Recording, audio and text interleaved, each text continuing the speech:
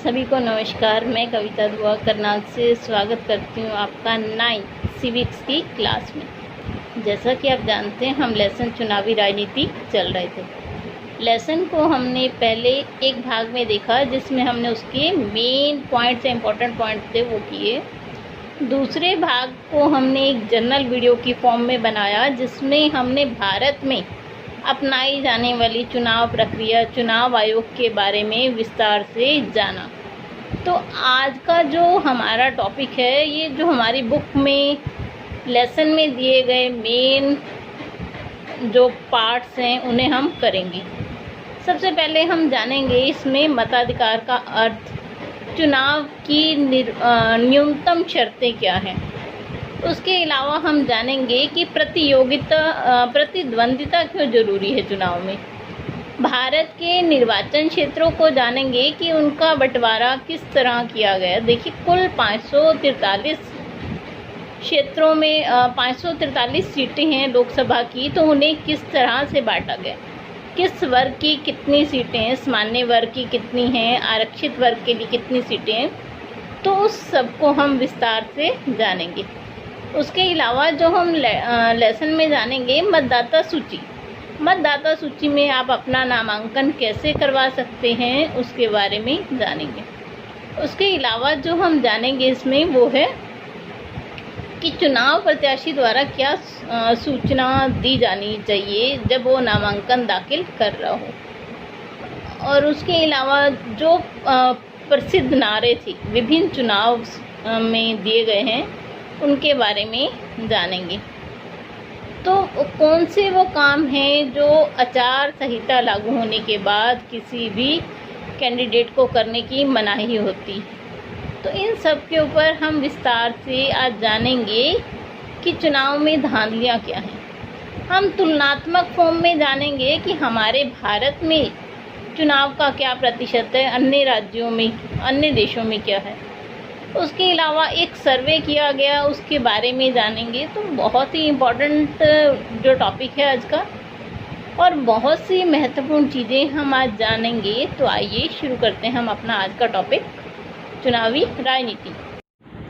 चलिए, अब हम लेसन पर चल रहे हैं। लेसन में अब तक हमने मुख्य भाग देख लिए, उस मुख्य बिंदु देख लिए। उसके अलावा हमने एक जनरल वीडियो में जाना कि वोटिंग प्रोसेस क्या है हमारे इंडिया में। तो चलिए अब आगे कुछ लेसन में देखते हैं क्या है। सबसे पहले हमें दिया हुआ मताधिकार का अर्थ क्या होता है।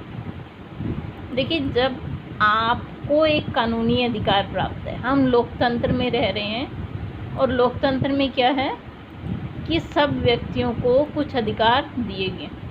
तो जो वोट डालने का अधिकार है वो हमारा राजनीतिक अधिकार है, कोई इससे हमें मना नहीं कर सकता। तो यह कानूनी अधिकार है जिसके द्वारा मतदाता अपने प्रतिनिधि का चयन करते हैं। आगे चलते हैं, देखते हैं। चुनाव में मतदाता कई तरह से चुनाव करते हैं। सबसे पहले वे अपने लिए कानून बनाने वाले का चुनाव कर सकते हैं। वे सरकार बनाने और बड़े फैसले करने वाले का चुनाव कर सकते हैं। वे सरकार और उनके द्वारा बनाए जाने वाले कानूनों का दिशा निर्देश करने वाले पार्टी का चुनाव कर सकते हैं। मतलब जब वोट डाला जाता है तो अलग अलग मतदाता अलग अलग चीज़ों को ध्यान में रखकर वोट को डालते हैं हम लोग। चुनाव को लोकतांत्रिक बनाने की क्या शर्त है। सबसे पहली ये सब चीज़ें आपकी बुक में लेसन में दी गई हैं। सबसे पहली, हर किसी को चुनाव करने की सुविधा हो, यानी हर किसी को मताधिकार हो और मत का क्या समान मूल्य हो। दूसरा, कई पार्टियां उपलब्ध हों, नियमित अंतराल पर चुनाव हों, लोग उसी को चुनाव करें जिसको चाहते हैं, स्वतंत्र और निष्पक्ष ढंग से चुनाव हो। अब हम देखते हैं कि क्या राजनीतिक प्रतिद्वंदता होनी चाहिए चुनाव में। बिल्कुल होनी चाहिए। अगर एक ही पार्टी होगी तो हर बार वही चुनाव जीतेगी। इसलिए बहुत सारे राजनीतिक दल होने चाहिए ताकि पब्लिक के पास भी चॉइस रहे कि उन्हें किसे वोट देना है। आगे देखते हैं। देखिए, लोकसभा में निर्वाचन क्षेत्र कैसे बनाए जाते हैं। वहाँ पर रहने वाली जनसंख्या के आधार पर, जिस स्थान पर मान लीजिए कोई पर्टिकुलर आबादी ज़्यादा है तो वहाँ उसी की सीटें होंगी। देखिए, हमारे भारत में 543 कुल सीटें हैं। ठीक है जी।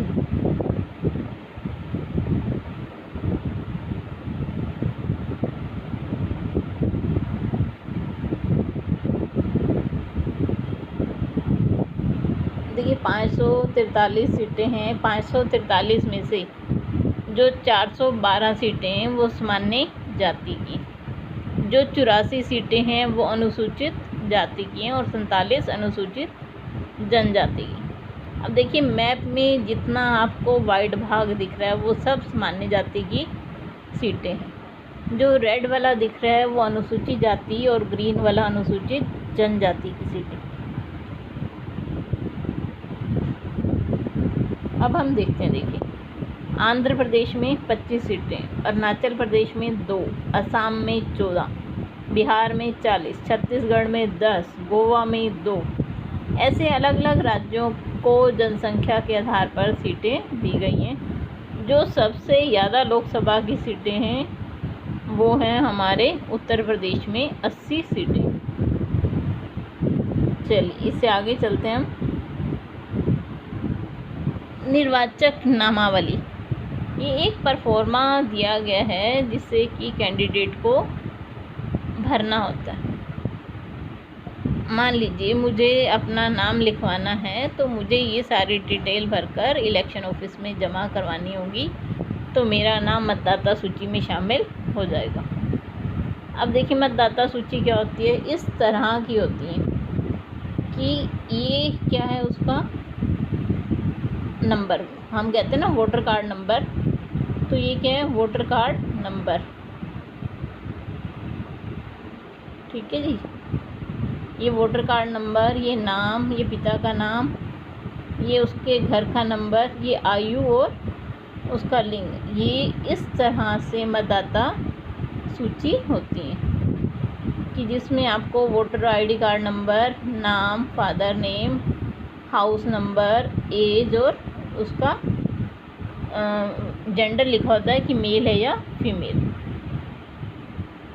तो ये जो मतदाता सूची है इसे तैयार करवाना चुनाव आयोग का काम होता है। चलिए, इससे आगे हम कुछ और चीज़ें जान लेते हैं। चुनाव प्रत्याशी द्वारा दी जाने वाली सूचना। देखिए, सबसे पहले क्या कि उसके खिलाफ कोई मामला तो नहीं चल रहा। दूसरी, उसकी संपत्ति कितनी है, उसने लोगों का कितना पैसा देना है या बैंक का कितना पैसा देना है, उसका ब्यौरा उसे देना होता है। उसके बाद उसे अपनी शैक्षिक योग्यता बतानी होती है। चलिए, आगे चलते हैं। उम्मीदवार की शैक्षिक योग्यता। सभी तरह के काम सिर्फ शैक्षिक योग्यता के आधार पर नहीं होते। जैसे भारतीय क्रिकेट में खेलने के लिए कोई डिग्री नहीं चाहिए, ऐसे चुनाव में भी किसी भी नेता को खड़े होने के लिए कोई डिग्री नहीं चाहिए। ठीक है जी। आगे चलते हैं। अब हम देखते हैं कुछ फेमस नारे जो कि विभिन्न इलेक्शंस में दिए गए। सबसे पहला जो प्रमुख नारा प्रसिद्ध हुआ था वो 1971 में इंदिरा गांधी ने दिया था, गरीबी हटाओ। 1977 में जयप्रकाश नारायण जी ने नारा दिया, लोकतंत्र बचाओ। 1977 में जो वामपंथी दल थे, ज़मीन जोतने वालों को नारा दिया उन्होंने। उसके बाद 1983 में तेलुगु स्वाभिमान का नारा दिया तेलुगु देशम पार्टी ने आंध्र प्रदेश की। ठीक है जी। तो विभिन्न इलेक्शंस को जीतने में अलग अलग पार्टियों ने अलग अलग नारे दिए हैं। अब हम देख लेते हैं कि प्रत्याशी को क्या काम करने की मनाही होती है। सबसे पहला कि वो मतदाताओं को लालच नहीं दे सकता अपने पक्ष में वोट देने का। वो ये नहीं कह सकता कि आप मुझे वोट देंगे तो मैं आपको 500 रुपये दूँगा या आपको कुछ और इनाम के तौर पर दूँगा। तो इस तरह का काम नहीं कर सकता। दूसरा, धर्म या जाति के आधार पर वो वोट नहीं मांग सकता कि मैं आपकी जाति का हूँ या आपके धर्म का हूँ, आप मुझे वोट दीजिए। चुनाव अभियान में सरकारी संसाधनों का इस्तेमाल नहीं कर सकता, जैसे कि सरकारी गाड़ी या कुछ और सरकारी व्यक्तियों को वो प्रयोग नहीं कर सकता। अगली, लोकसभा चुनाव के एक निर्वाचन क्षेत्र में 25 लाख और विधानसभा में 10 लाख से ऊपर खर्च नहीं कर सकता प्रचार प्रसार के लिए। देखिए, जो लोकसभा चुनाव है उसके निर्वाचन क्षेत्र में एक जो उम्मीदवार है वो अधिकतम 25 लाख रुपए खर्च कर सकता है अपना प्रचार करने के लिए, और जो विधानसभा चुनाव है उसमें 10 लाख से अधिक नहीं खर्च कर सकता। चलिए अब देखते हैं हम। अब जैसे देखिए, चुनाव की तिथि की घोषणा जब हो जाती है तो एक आचार संहिता लग जाती है। तो आचार संहिता में क्या क्या काम हैं जो कैंडिडेट को करना मना होते हैं। देखिए, हमारे देश की सभी राजनीतिक पार्टियों ने चुनाव प्रचार के लिए आदर्श चुनाव आचार संहिता को स्वीकार किया है। इसमें निम्न काम की मनाही होती है। चुनाव प्रचार के लिए वो धार्मिक स्थल का प्रयोग नहीं कर सकते। दूसरा, सरकारी वाहन, विमान, अधिकारियों का प्रयोग नहीं कर सकते। जो मंत्री हैं वो किसी भी योजना का शिलान्यास नहीं कर सकते, या बड़े बड़े जो नीतिगत वादे हैं वो नहीं कर सकते। तो इन सब कामों को करने की उसे मनाही होती है। चलिए आगे देखते हैं हम इससे। अब देखिए, हमारा भारत है, इसमें चुनाव में धांधलियाँ भी कई प्रकार की होती हैं। आइए जानते हैं। सबसे पहले, मतदाता सूची में फर्जी नाम डाले जाते हैं और असली नाम को गायब करने की कई बार ऐसी होती धांधलियाँ होती हैं कि जो उन्हें लगता है उनके पक्ष में वोट जाके डाल देंगे, उनका नाम मतदाता सूची में छपवा देते हैं। शासक दल द्वारा सरकारी सुविधाओं और अधिकारियों का दुरुपयोग किया जाता है। जो पार्टी सत्ता में है वो इन सब का दुरुपयोग करती है। अमीर उम्मीदवार और बड़ी पार्टियां बड़े पैमाने पर धन खर्च कर लोगों को लुभाने का प्रयास करती हैं। मतदान के दिन चुनावी धांधलियां जैसे मतदाताओं को डराना, फर्जी मतदान कराना या वोट खरीदना, इस तरह के काम किए जाते हैं। अब हम जान लेते हैं आगे कुछ और। निर्वाचन आयोग के क्या अधिकार हैं। देखिए, निर्वाचन आयोग चुनाव की अधिसूचना जारी करने से लेकर चुनाव के नतीजों की घोषणा तक पूरी प्रक्रिया का संचालन करता है।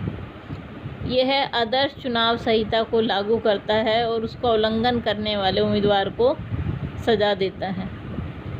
चुनाव के दौरान निर्वाचन आयोग सरकार को दिशा निर्देश मानने का आदेश दे सकते हैं और इससे सरकार द्वारा चुनाव जीतने के लिए चुनाव में सरकारी मशीनरी का दुरुपयोग करने से भी रोक सकते हैं। चुनाव ड्यूटी में तैनात अधिकारी सरकार के नियंत्रण में न होकर निर्वाचन आयोग के अधीन होकर काम करते हैं। तो ये निर्वाचन आयोग के कुछ काम हैं कि सबसे पहली कि चुनाव की अधिसूचना से लेकर उसके परिणाम आने तक पूरा काम करना। दूसरा, चुनाव संहिता जब लागू हो जाए तो कोई उम्मीदवार उसको उल्लंघन करे तो उसे सज़ा देना। अगली, चुनाव के दौरान निर्वाचन आयोग सरकार का दिशा निर्देश मानने से मना करती है या किसी मशीनरी का सरकारी का दुरुपयोग करते तो उससे सज़ा देना। तो ये सब जो काम हैं वो निर्वाचन आयोग के अधिकार क्षेत्र में आते हैं। अब हम जान लेते हैं चुनाव का प्रतिशत। देखिए, इसमें कंपैरिजन किया गया है भारत और ब्रिटेन के बीच में। तो ब्रिटेन जो है वो रेड कलर की लाइन से और भारत जो है वो ब्लू लाइन से दिखाया गया। तो देखिए, 1991 में भारत में चुनाव का प्रतिशत कितना था? 55। और यहाँ 78, 56% था सॉरी, और उसमें 78। फिर उसके बाद देखिए 58 हुआ और वहाँ पे 72।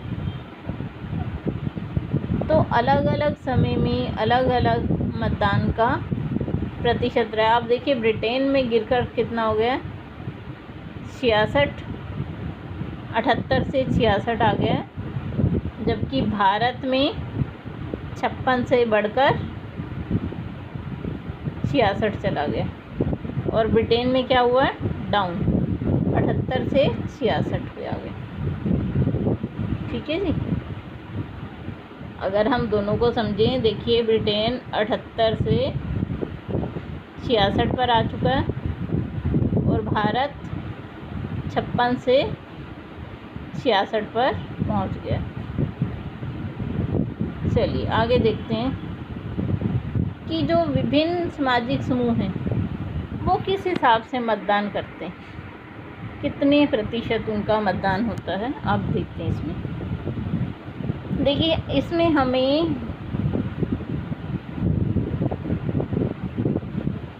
भारत और अमेरिका के आंकड़ों की तुलना दी गई है। जो भारत है उसमें ऊंची जाति के देखिए कितने प्रतिशत लोग जाते हैं, पिछड़ी, अनुसूचित जनजाति, अनुसूचित जाति, और अमेरिका में गोरे, अश्वेत और हिस्पैनिक, इनका अलग अलग मतदान प्रतिशत दिया गया है। ये आंकड़े आपको दर्शाते हैं कि विभिन्न सामाजिक समूहों का चुनाव में कितनी भागीदारी है। चलिए आगे चलते हैं इससे। ये सब टेबल डाटा जितना भी मैं आपके साथ शेयर कर रही हूँ ये आपको आपकी बुक में दिया गया है। आप अच्छे से बुक खोलकर उसे दोबारा से देख सकते हैं। अब देखते हैं कि क्या आपको लगता है कि आपके वोट डालने से फ़र्क पड़ेगा या नहीं। एक सर्वे किया गया था, 18% जो लोग हैं वो कहते हैं फ़र्क नहीं पड़ता, जो 15% हैं वो कहते हैं कि पता नहीं, 67% मानते हैं कि उनके वोट ना देने से फ़र्क पड़ेगा। तो देखिए जो फ़र्क पड़ता है वो है ये पर्पल। तो जो 67% लोग हैं वो ये मानते हैं कि अगर हम वोट नहीं देते तो उससे फ़र्क पड़ता है। चलिए अब आगे देखते हैं हम। भारत में चुनाव में संबंधित किसी भी गतिविधि में भाग लेने वाले लोगों का प्रतिशत देखिए 1996 में 8% था, 98 में 13, 99 में 21 और 32 में, और 2004 में 32%। 8 से लेकर कहाँ तक पहुँच गया ये, 32 तक। ठीक है जी। अब आगे चलते हैं। देखिए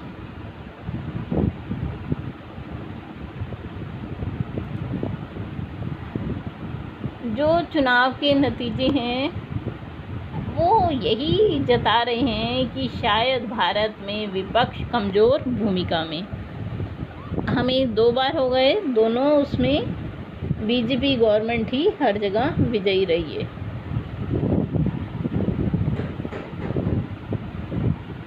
चलिए इसके साथ ही हमारा ये लेसन यहीं पे ही ख़त्म होता है।